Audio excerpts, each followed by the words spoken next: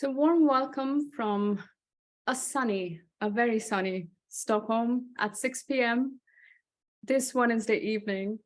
Live from Conscious Together, we are excited to have you join us on this Go Live session with us. This evening, we're going to have a lot of talking about tenets of mindfulness. We're going to talk and do and practice some meditation together. While you listen to us and converse with us, hopefully, leave us your comments in the comment box in YouTube when you're joining us, so we know that you're here with us. Thank you very much, and let's begin the session then. I have with me Lorian and Oliver. Hello. Yes, go ahead. How are you doing today? What comes up for you? I'm very much looking forward to this second group session. I think this is good. It was really nice doing my solo presentation on I think, when was it, Monday? The time flies so quickly. So yeah, it's nice to bring us back together, and I look forward to the discussion today. Oh, yeah, this morning I think I've led a 3-hour retreat already, starting 4 a.m. And yeah, we were talking about, I don't know, blank of mind or depleting of memory. I guess that's probably the beauty of meditation. If you have that, that's probably even a good thing. Just sit down, calm, and meditate. Here is where I am. That is perfect. Thank you so much, Lauren and Oliver, for joining. And we love doing these sessions together because we bring together all of you who join us as well on these channels, either live now or watching us recorded at the end of this hour. So thank you for joining from where you do, when you do, with us. So today on our session, we start off with a very interesting perspective and to bring to you why we believe that mindfulness can help us change our habits and help us give the choice that we often think that we don't have in situations. It's easy to feel the stress and the stuckness that we feel in our day-to-day lives. It's easy to feel like we're in a rut and that we don't have any new ideas or new ways of doing things. We have the same routine. We go to work every day, come back, spend time with the kids if we do have, or go drink a beer with our friends. But then essentially every day is pretty much the same. But I think we need to change that way we think. With mindfulness, we've been able to see that there is a perspective. There is a way that you can see that at every given moment, you have more than one choice of actions that you could take. And to illustrate that, I would like for you to join me in this visual experiment, right? So for this, I want you all to close your eyes or gaze down, looking at the floor for a brief minute. And I want you to bring yourselves into the most comfortable room at home, where you feel completely at leisure. Imagine the weekend that you're having a day off from your work, and all you're really looking forward to is spending time in front of the TV, watching Netflix with your family, and having the best meal of your life. And as you do that, imagine that your spouse today, or your mom or dad, or even your 16-year-old son has whipped this amazing dish for you. It's one that is the most favorite of yours. Imagine that walking on a plate to you. It's probably a 4-cheese pizza, a really delicious meaty burger, or just a simple home-cooked meal. And as you imagine this coming to you on this amazing looking plate, I'm going to play the spoil sport and ask you to hit the pause button on this movie now. And open your eyes up and join me back as we do this. The question here is, what happens when an experience like the food you love comes close to you? Lorian and Oliver, help me here. But if you can be my participants in this experiment, what happened to you? What food were you imagining? And tell me a little bit about it. Okay. I think for you were guiding with the burger, pizza. As a vegetarian, I had to change to my version. Yeah. I was picturing like a veggie plant-based beef cooked by a guy called Chef Kenny. This guy is definitely amazing. Wow. And it was presented by my daughter. Right. I think there was lots going on in my mind. Of course, first of all is okay, let me just grab and eat. And then in the meantime, I was thinking, wow, my daughter now who can cook meal for me, that's such a great relief, right? Because usually I'm the one cooking. Cooking too. Others. So wow, very happy, pleasant, experience at the moment. That was for me. Just as a quick, brief description. Well, thank you for sharing that experience with us. Can I ask you another question? Yes, Lorian, go ahead. What were you saying? That was just very detailed. I was like, wow, yeah, you were there. You were absolutely there. Sorry about it. No, I mean, because my only question then was to say, when you saw that Vigo plant-based beef burger coming to you, what was going on with your senses? I mean, let's break it down if you don't mind. How that even before changing to the veggie, the saliva already on the body. Yeah, you could find the mouth watering. Yeah, that's one sense. It's a sense of taste, right? Yeah. So that got activated. Yeah. And then of course, okay, I want to eat, right? Or probably not even by saying that in the mind, you just your hope, like you're a tiger found your prey.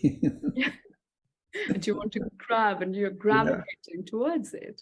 Yeah. Absolutely.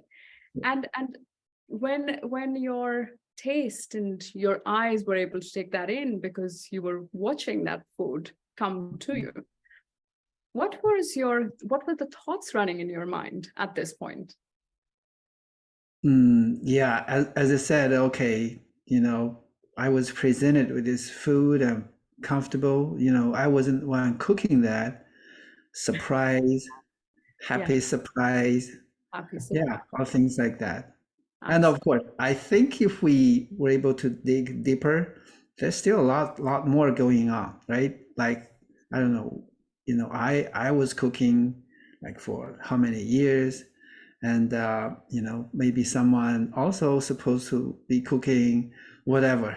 There was a lot if you just dig deeper. Yeah, to unpack, yes. But I mean, and to share this with the viewers, I think what is interesting is neuroscientifically, it has been proved that our experiences go two ways. One is that every time an experience is presented to us, our memory senses come back, show up how we responded to a stimulus, like a plate of food, say the last time around. So our experiences can repeat themselves.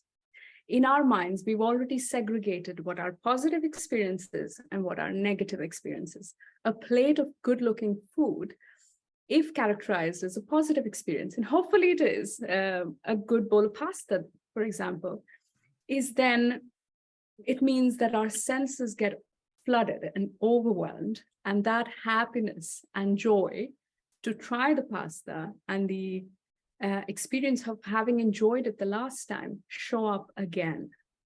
So that is the bottom-up way that our memory systems work. But also there is a top-down, which says, oh, you must have this experience now. You must try this out again. And that is what propels our senses to move ahead, gravitate us towards this bowl of food, right? Now, the same thing happens if we have a negative experience. If we have had, a delayed trip to, say, when we're going to Spain, for example, and we waited at the airport for 4 terrible hours. It was a really long wait, and you had a bad experience. The next time you're booking your flight, that experience will come back to our minds again, and it won't deter you. But of course, if it's going to Spain, then you will definitely make that trip. However, your experience of what happened to you the last time will always show up to guide you to an experience. And so coming back to this question, and I know, Lorian, now is a great time to say, or, is there anything you want to share this time? I know I've been speaking for a bit, but go ahead. I can be a bit verbose sometimes. No, it's great. I love neuroscience. I mean, I'm a complete idiot in respect of it, but it just fascinates me. Sort of the synergy between something as ancient as meditation and the sort of the modern scientific method that's decoding the brain and why it's doing things and how it behaves. I just find so reassuring. And for me, it sort of takes the woo out of things like meditation, because it's very easy to be skeptical, I think, particularly with a Western mind and a Western lens on these things. We like to firmly root ourselves in science, and so having neuroscience to back up, and there's been so many studies about mindfulness, and to have it so practically demonstrated through this sort of visualization of your favorite dish is so helpful. It just grounds it. So anyway, I don't know if that was super helpful. Yeah, I mean, it works for me. Yeah, great. Thank you so much, Lauren. And I think that is where we're gaining ground. I think mindfulness at many levels, when you realize or you become aware of how your body and mind work in tandem with a situation outside of you, you suddenly see that, by the way, the last time I ran up to that bowl of pasta or the patty, for example, and I gobbled it up. But now the next time it happens, with this new awareness, with this new information, we could choose how we want to react in that situation. And I could see Oliver sit up to his daughter and say, you know what, my love, I love the food you've made, but I've had a patty already today. So right now I'm going to let you have this for me instead of me having it. And so that becomes that point of awareness, that point of choice, where we say, hang on, this food I love, and I have always been how do you say? I've always been so addicted to it or attracted to it that this time I choose whether or not I want to have that second stick of ice cream or the second bowl of pasta. And then step back. And gung ho, we have there an opening which allows us to say, this is how I want to change my habit from overeating to finding a way to manage that healthy balance between enjoying what I eat, but not overeating it. And that is my mindfulness tip for the day. Let's start bringing in the awareness to our environment to see if we want to do what our senses have shown us from our previous experience, or if we want to make a new experience out of it and try a new way of responding to the situation. Yeah. And that's so key, isn't it?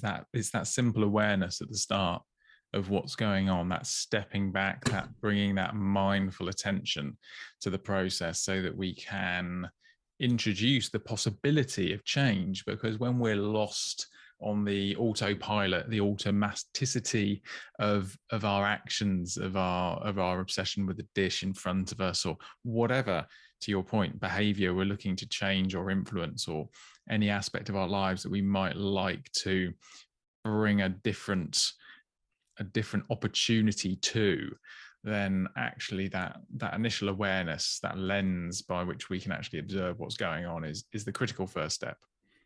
Absolutely. Thank you for summarizing it so well, Lauren. Alrighty, so should we do a little bit of sitting practice and meditation? Oliver, if I could invite you to sort of just take us through this next sitting practice together to assimilate what you just said. That'll be lovely. Yeah, absolutely. So actually, I think bringing up Spain was not what you prepared as an example, but it did cause my memory on my real experience from Italy to Spain, like 3-4 hours or 6 hours of delay, no more flight. I was even thinking about taking bus or rent a car, all those things. So I guess even as someone who's been practicing mindfulness for these many years, that still stays as a negative experience. So, and that also shows how important it is, for this mindfulness practice. Important, yet I think it's simple for those, especially for those who haven't really touched that much. I think it's an easy start, as simple as watching, observing your breath, which I'm going to guide now. So how about let's just sit straight, or either on your cushion, floor, or maybe chair. If you can, you can even be free to have any other postures, even by lying down. That's okay too. But if you're sitting like me, sit straight. Support your body by itself.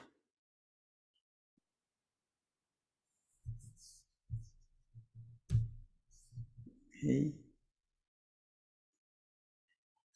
Rest your two hands on knees or lap. You can lower your gaze. Okay. Rest your two, looking at 45 degrees.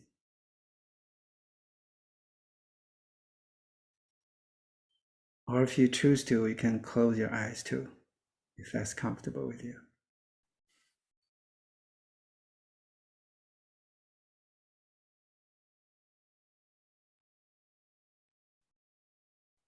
I usually recommend to keep head up straight too. This may be helpful. You can imagine there is a wire just on middle, the center of the crown, just pulling us up.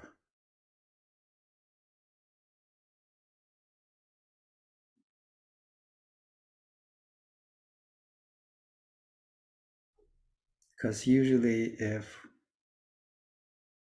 your head is low, then you may tend to be sleepy. Or when it's too high, we tend more likely to lose our focus.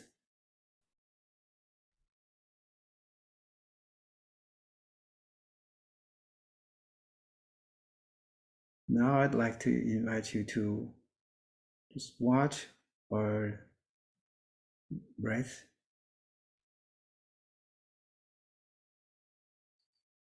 You can do this by paying attention to the area of nostril, sensing the inhale and exhale.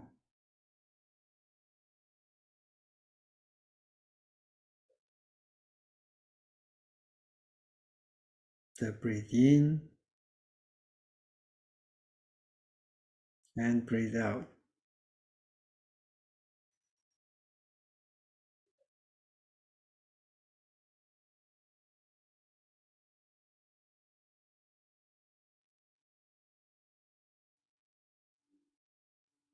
You can even try to sense the difference of temperature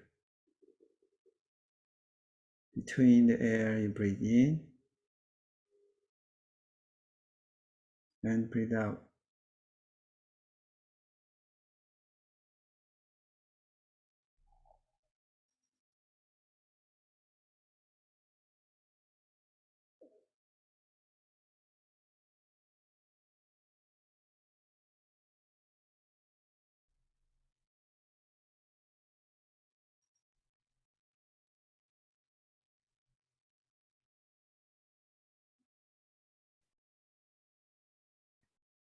One other anchor you could choose is the abdomen, because as we breathe in and out, it expands or contract, rise and fall.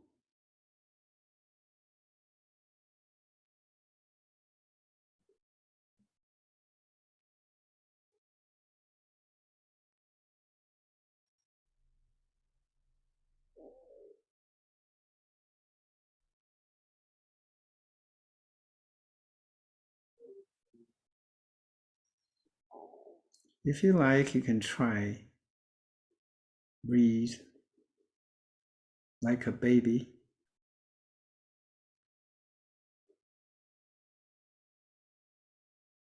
because their abdomen expand and contract with the breath.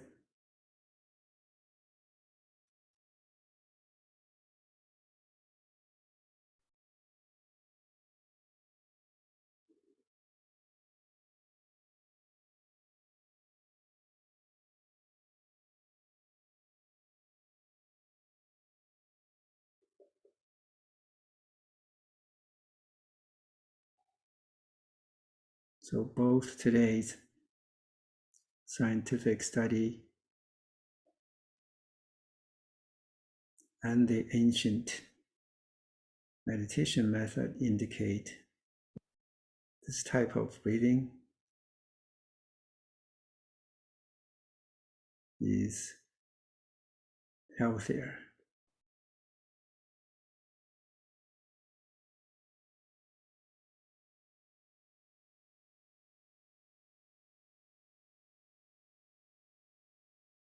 It could help you, help your breath be deeper and longer.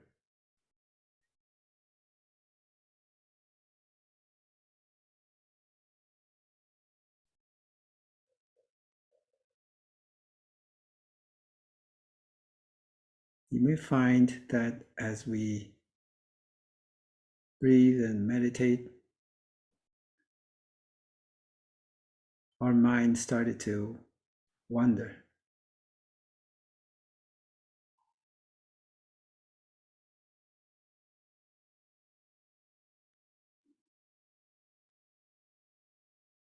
Thinking about the past, or maybe planning for the future. That is perfectly okay. That's how our brain works. But once you found that, gently bring it back to the breath.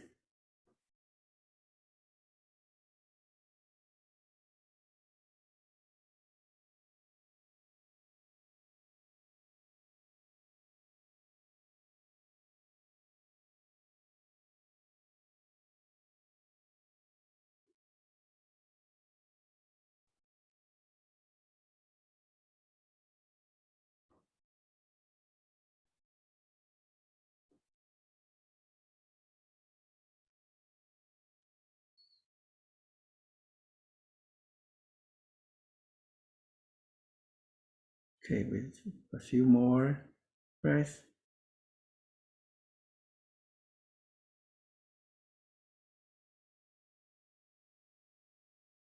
So we can end this short sitting, breathing meditation.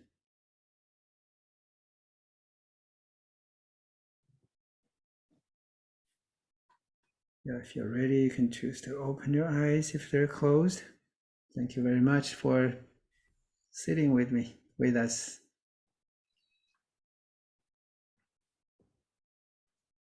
Thank you, Oliver. Sure.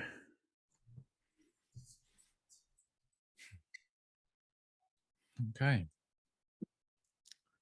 So, shall we perhaps discuss some of the mindful attitudes, sometimes called the mindful tenets, that we can bring to our practice? So, these are behaviors, attitudes that we can cultivate to help our journey into meditation and mindfulness.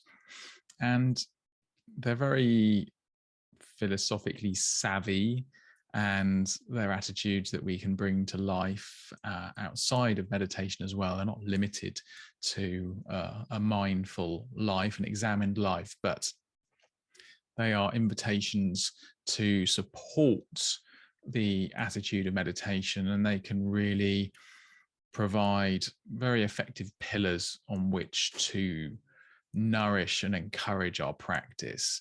And indeed, if we don't seek to nourish and nurture these attitudes of mindfulness, these tenets, then we can be sort of hamstringing our efforts.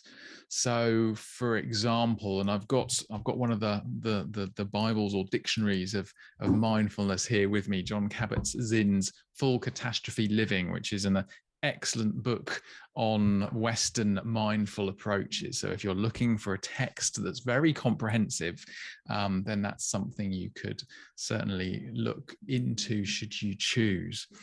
But it illustrates and describes 7 of these mindful attitudes, and we're going to explore them a little bit now, and we're going to have a little discussion between us about them and how we find our ability to apply them, or where we struggle to apply them, perhaps just as equally, more importantly, probably, in our lives and in our practice.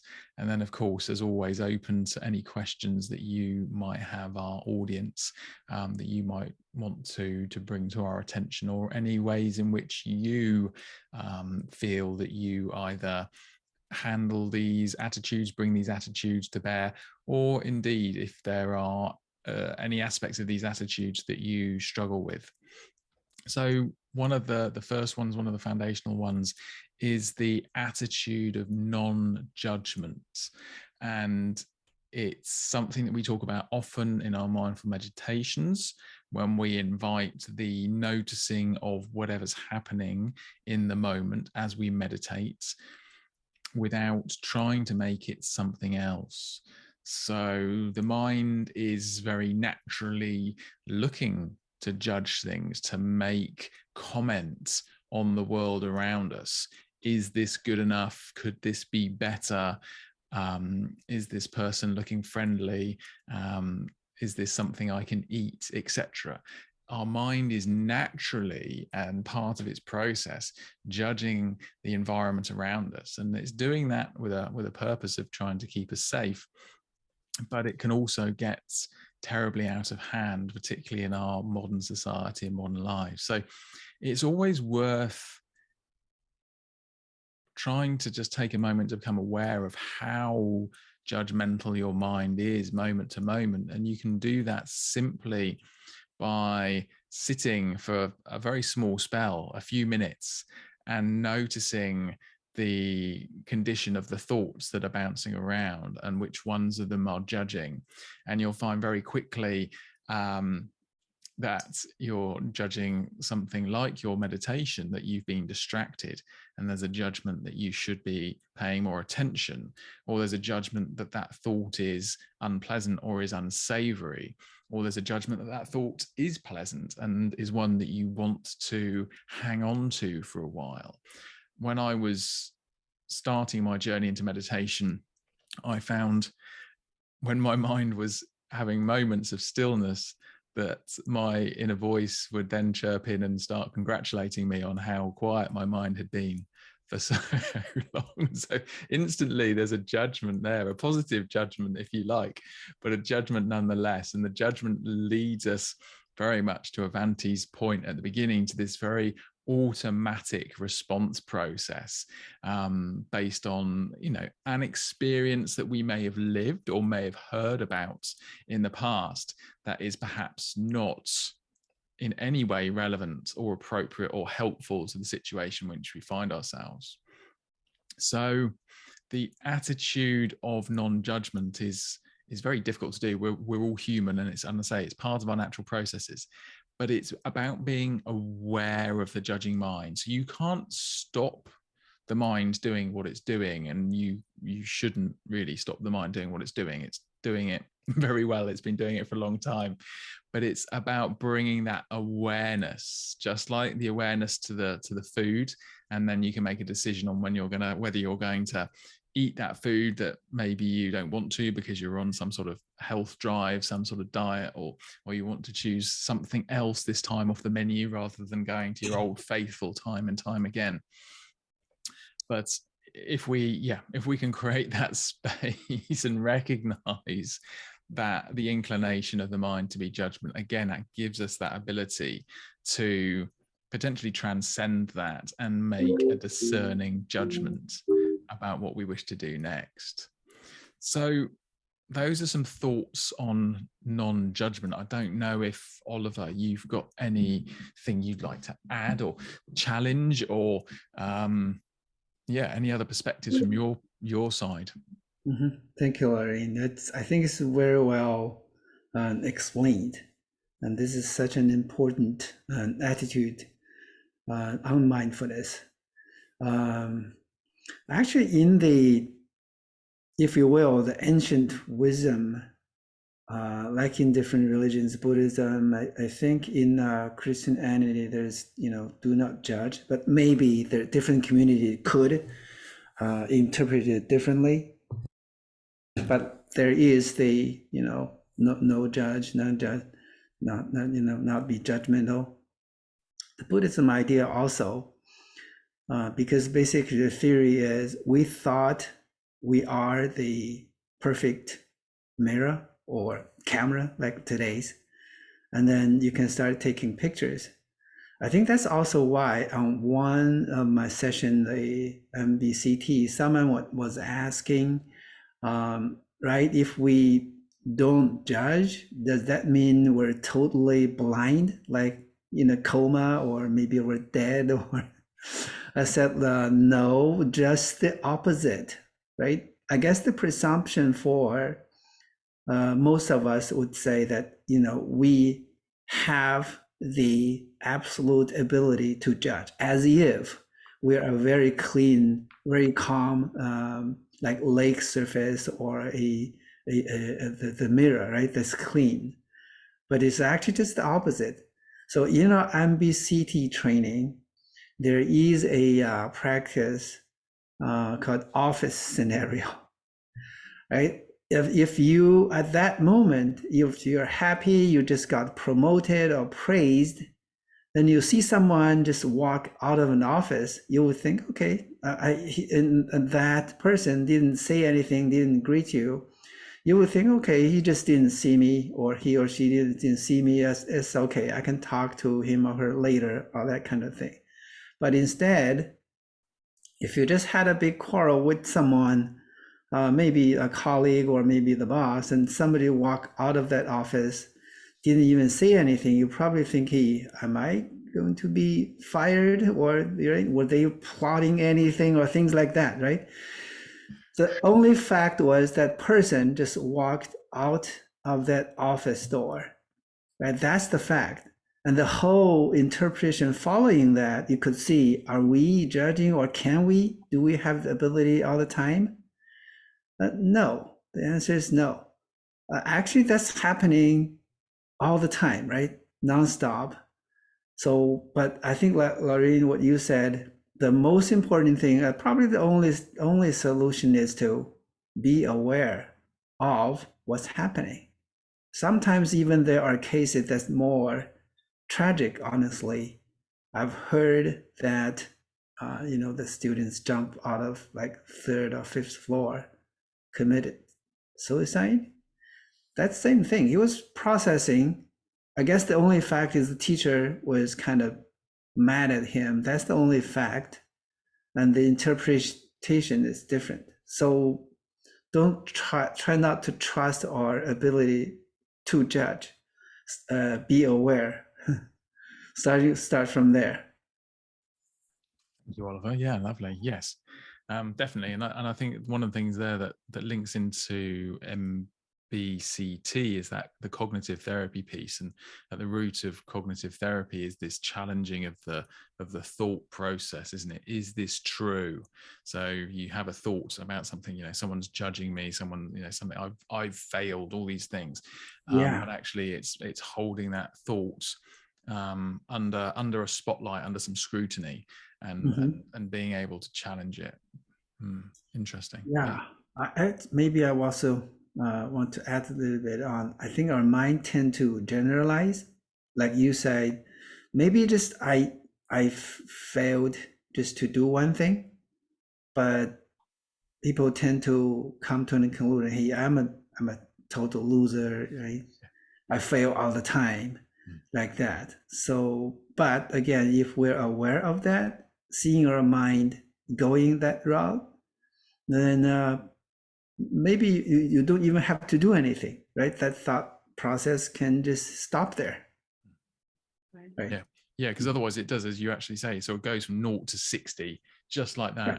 And you've gone from from being in one state and being whatever that state was, maybe calm, maybe happy, and then something's happened, and then all of a sudden, it triggers, and you go 10 steps forward down the black hole of whatever it is, and you find yourself in this completely different experiential world. Yeah, exactly. Yeah, thanks, Oliver. Lovely.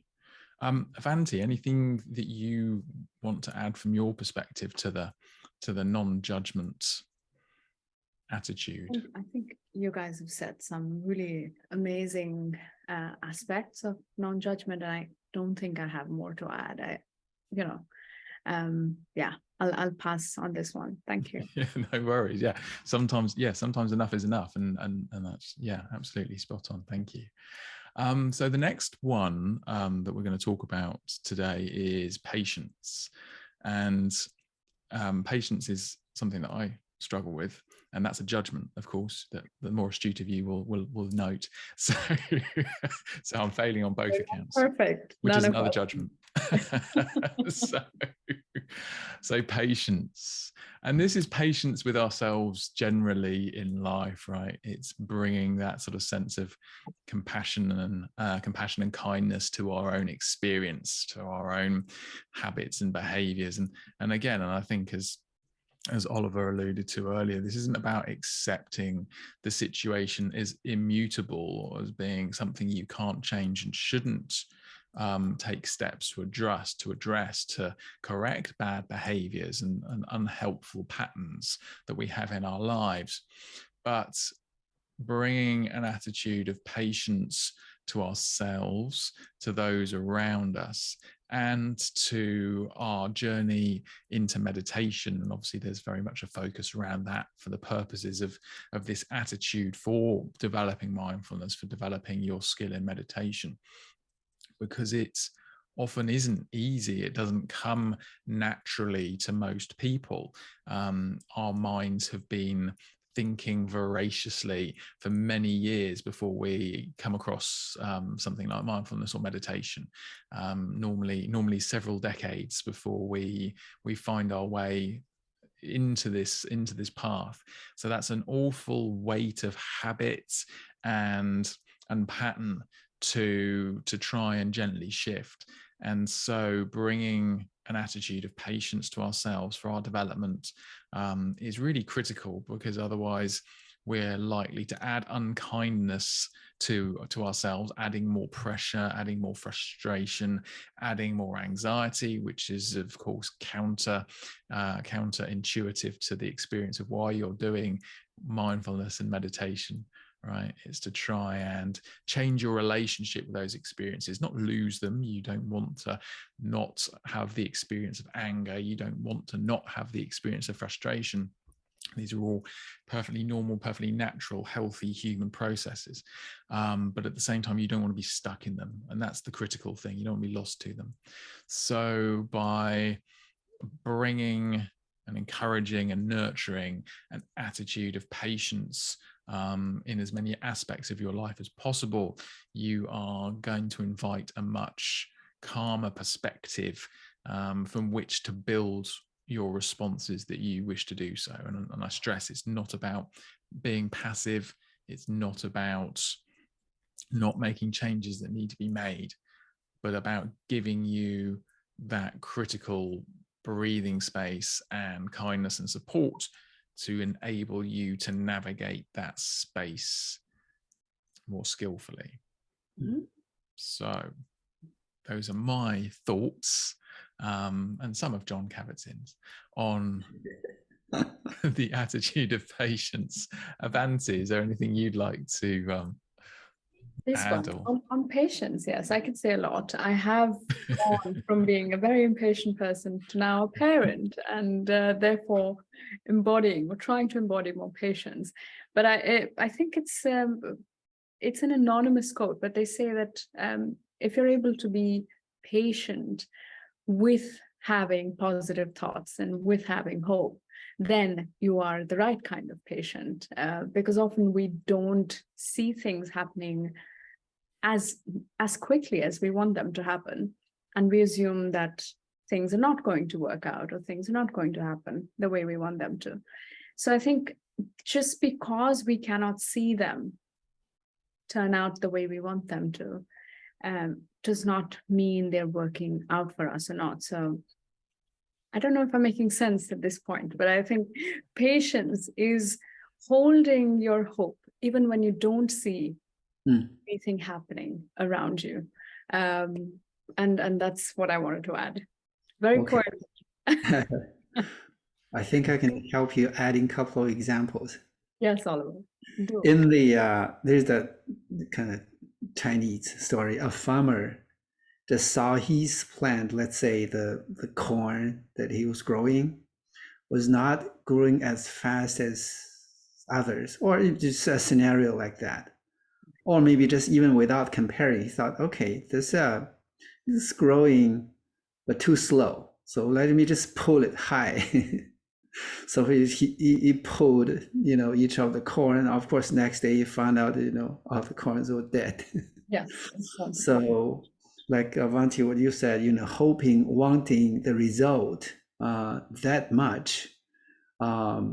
So usually when explaining this, I use a picture of the four phases of a life of butterfly, right? Yeah, from the egg all the way to the butterfly. But when you see the egg, right, and you try to turn it to a butterfly yourself, it won't work. Maybe the only thing you could do, you could just end up killing it. Yeah. But like you said again, the thing just will naturally grow, right? Without your interference. Sometimes maybe our thought process or maybe our pride, doesn't matter what it really is, but we have a tendency on just getting the result, right? The definition or looking for that or urging for that result is, I think, always in our mind. Oh, and what's behind that? I think behind that, once we get that done, and the whole world, will be a perfect world. Yeah. And just like the fables again, the prince and princess, right? Once they all finish that whole process and story, they live the happy life forever. No, things just get started, right? And married life, if anyone agrees on that. We don't talk about that on this channel. Yeah, there's the only result again is now. I think the importance of attitude of patient is tied to that, this moment, right? The now, right? If we realize just the now itself is the result, I think we come to a solution. That's how I think about it. That's a beautiful thought for now. Thanks, Oliver. Thank you, Avanti. Right. So we'll do a third one of the 7 attitudes, and then I think we'll pause and have a meditation practice to wrap up today's session after that. But I think we've got time to talk about the attitude of beginner's mind. And it's a theme that comes through very often, and it's something we've talked about already multiple times tonight. A lot of these attitudes, they overlap, I think, is what we find as we go through these things. They don't necessarily stand alone, but they're different perspectives to bring to the process of mindfulness in our lives. And the invitation with beginner's mind is, regardless of where we think we are and what we think about our experience with a meditation practice or mindfulness or any other skill or endeavor in our life, or even perhaps more critically relationships, we afford ourselves the opportunity to begin again. So if we are approaching a meditation, let's keep the meditation context for a moment.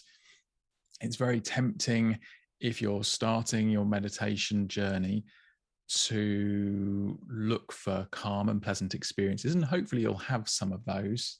Hopefully that's why I think a lot of people stick with it. But it's tempting to strive for that, which is one of the attitudes that are coming up next time, and to look for that, to want to have that, and to even expect that. And it won't always come like that. And equally, it can happen in reverse, and you can have had a very bad experience. It could have been a particularly challenging meditation, and you can come in with the assumption, and again, this links back to the theme of tonight's talks around, the map that our mind has created around the event, and persuades you that it's going to be exactly the same. If we can invite this sense of beginner's mind, this attitude of beginning again, allowing the event to present itself as it is, not as we assume it will be, then we will find it in the moment, and we will find it as it is, without the weight of our preconceived judgments and ideas weighing us down. And it might be a pleasant meditation, it might be an unpleasant meditation, but the point is that you've given it the opportunity to be what it is, rather than preloading it with your judgments and your attitudes. And this is, whilst we're talking about this in a meditation and mindfulness context, this is so important with our relationships. It's very easy, particularly if you're having a challenging relationship with someone, whether it's a partner, one of your children, or even a professional relationship at work, to assume that the next encounter will follow the same pattern. And if you go in with that expectation, with that attitude, and the other person's perhaps equally going in with that attitude, then you're never going to change that relationship. the only way to do that is to bring a neutral attitude, a beginner's mind. In relationships, it helps if both parties are willing to do that. Of course, it's difficult if one person's carrying all the weight, but if neither of you are prepared to budge, then you certainly won't make any movement forwards. So there you go. Beginner's mind. Those are some thoughts on that. Oliver, Avanti, I don't know if you want to add anything to that. Not on my end. I really enjoyed listening to how you brought it out through your lens, and so thank you for sharing. Thanks, Avanti. Looks like I always have something to share. It's just the Oh, tenants. Oliver. Yeah, the tenants are really the thing. My favorite topics. Yeah, I think just add one thing. Beginner's mind is important. Just prevent you from stop learning. Because sometimes, okay, I know this, how this work. I've heard of this. Sometimes when we read a book, maybe let's just use a money example. Sometimes it will help counting the money. Okay, this is $1 million in this case, and then we thought it's ours, right? And then I think that's not the beginner's mind, right? I counted the money, but I don't own the money. Just a book too, right? I read this, or maybe by watching that movie, and all of a sudden we thought we're that hero already. And that prevents you from further explore the path of learning. Don't come to the conclusion, okay, I've heard of it, I know how this works. That will help us to continue learning, continue to grow.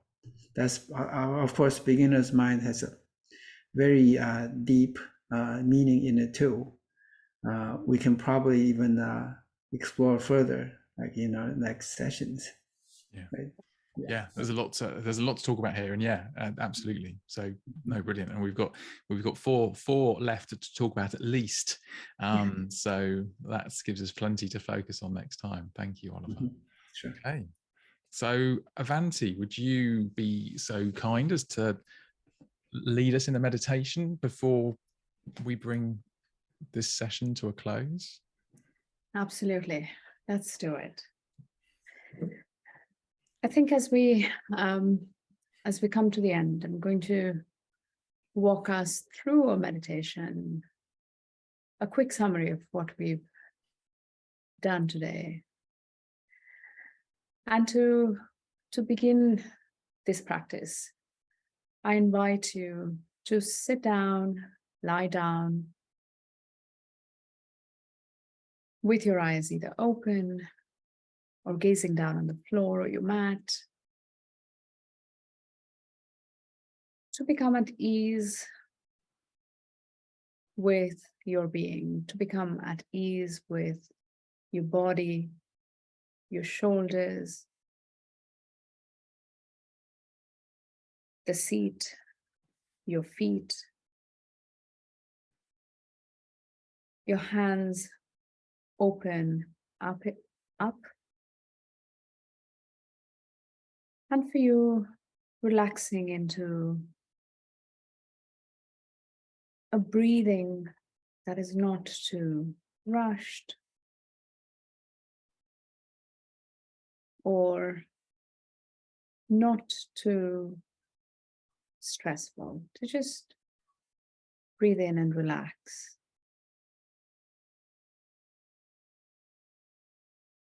As you bring your attention down to your abdomen, follow your breath in from your nostril, going in, down to your abdomen, your belly expanding, then going back to release that breath out through your nostrils again.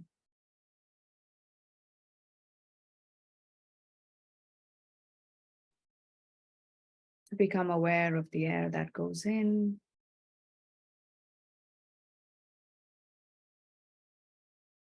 and the air that leaves.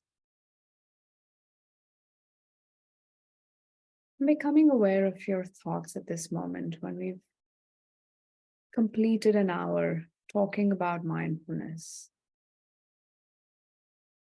where we began talking about the choice that a practice of mindfulness brings into us, the awareness, the choice of action that we are given to act towards. That brings a slight distinction between who we are as a person and the external situation, that we're not always requiring to do what we've always done.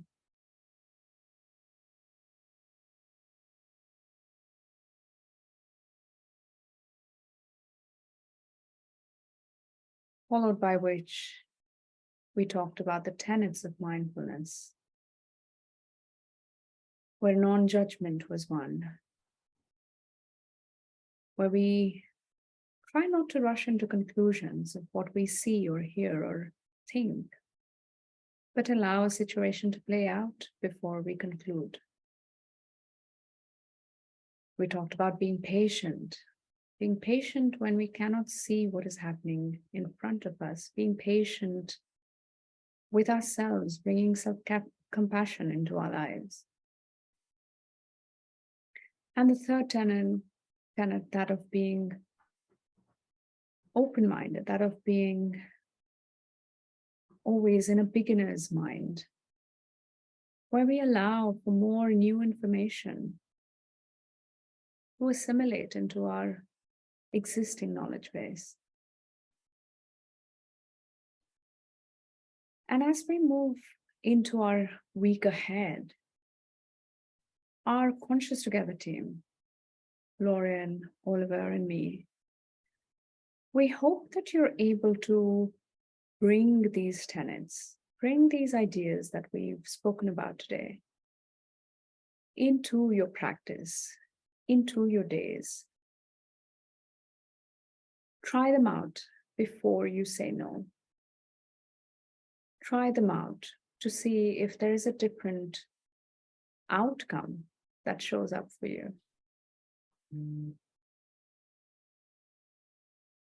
And to try this new way of living where we enjoy being in the present moment without thinking of exactly what the outcome is going to be, but becoming aware that our actions are aligned with our principles, are aligned with what we think is the best way forward, not biased based on pleasant or unpleasant experiences, based on what we want versus what the other wants, but based on our principles and values.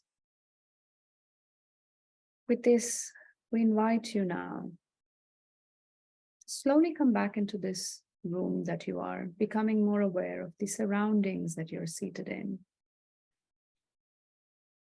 the tough toe that refuses to budge, or the eyes that refuse to open. Let's come back to our now and bring our session to a close. Lauren, Oliver, any last minute comments before we close? Please go ahead. No, I thank you very much, Vantia. That was a lovely, almost like a mindful prayer. That was really nice. It was a lovely summary meditation. Thanks. Yeah, I'm good too. Thank you, Avanti. Thanks everyone for listening and watching. And we'll see you back next week with more tenets and some more tips. So make sure you like, share, and subscribe. Perfect. To our channel and to the video, so that you can share these ideas with more people. If you really believe that we're on the right path, show us some support, give us some love. You have a mindful week ahead. And from Team Conscious Together, We hope you have a great week ahead. Bye for now. Thanks very much. Bye bye.